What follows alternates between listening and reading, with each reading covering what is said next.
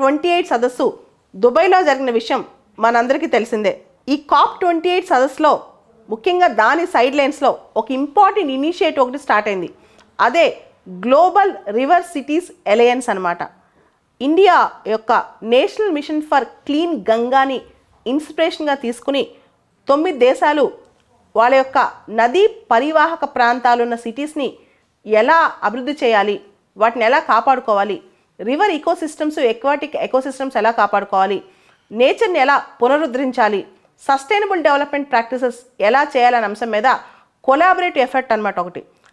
ఇది river cities alliance అనేది బేసికల్గా ఇండియన్ కాన్సెప్ట్. ఇండియాలో 142 ప్రాంతాలు, అది సిటీస్ కావచ్చు, టౌన్స్ కావచ్చు, నదీ పరివాహక అంటే నదుల ఒడ్డున్న ప్రాంతాలు ఎలా కాపాడుకోవాలన్న అంశం పైన ఇండియా ఒక ప్రణాళిక వేసుకుని పనిచేస్తుందన్నమాట. దాన్ని ఇన్స్పిరేషన్గా తీసుకుని 9 దేశాలు, ఇండియా యొక్క లీడర్షిప్లో 9 దేశాలు గ్లోబల్ రివర్ సిటీస్ అలయన్స్ చేసుకున్నాయి. ఈ 9 దేశాలు భారతదేశంతో పాటు Denmark, Cambodia, Japan, Bhutan, Australia, Netherlands, Egypt మరియు ఘనా. భారతదేశంలో national mission for clean Ganga, మీకు తెలుసు national mission for clean Ganga ministry of Jalshakti కింద పనిచేస్తాను. దాంతోపాటు హౌసింగ్ అండ్ అర్బన్ మినిస్ట్రీ యొక్క national institute for urban affairs వీళ్ళందరూ కలిసి వీళ్ళ ఆధ్వర్యంలో దీన్ని ప్రమోట్ చేస్తున్నారు. అయితే national institute for urban affairs global river city అలయన్స్కి సెక్రటేరియట్గా పనిచేయబోతుంది.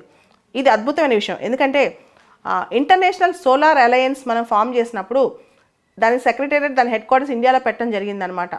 సో అదేవిధంగా గ్లోబల్ రివర్ సిటీస్ అలయన్స్ ఏర్పాటు చేసి దాని సెక్రటేరియట్గా మన నేషనల్ ఇన్స్టిట్యూట్ ఫర్ అర్బన్ అఫైర్స్ని సెలెక్ట్ చేయడం అనేది ఇండియాకి ఘనత అని చెప్పుకోవచ్చు. ఈ 9 దేశాలు రివర్ సిటీస్ సంబంధించిన ఎలా కన్జర్వ్ చేయాలని నాలెడ్జ్ ఎక్స్చేంజ్ కానీ, వాటి కెపాసిటీ డెవలప్మెంట్ కానీ, హై లెవెల్ మీటింగ్స్ కానీ, బైలేటరల్ ఇంటరాక్షన్స్ కానీ ఇవన్నీ పెట్టుకుని ఈ రివర్ సిటీస్ని డెవలప్ చేస్తాయి అన్నమాట. ముఖ్యంగా ఎక్కడైతే రివర్ సిటీస్ అంటే రివర్ బేసిన్లో ఉన్న సిటీస్ కానీ, నదీ పరివాహక ప్రాంతాల్లో ఉన్న సిటీస్ కానీ చక్కగా అభివృద్ధి చెందాయో అప్పుడే ఆటోమేటిక్గా ఆ దేశంలో నేచర్ కూడా, ముఖ్యంగా environmental friendly echo systems, clean development, ముఖ్యంగా అర్బన్ సిటీస్ కూడా ఎన్విరాన్మెంటల్ ఫ్రెండ్లీ సిస్టమ్స్ డెవలప్ అవుతాయి. ముఖ్యంగా మనం చూస్తే నెదర్లాండ్స్లో డెన్ హ్యాగ్ అనే పట్టణం, అంటే దాదాపు హేగ్ పట్టణం అని వచ్చేది.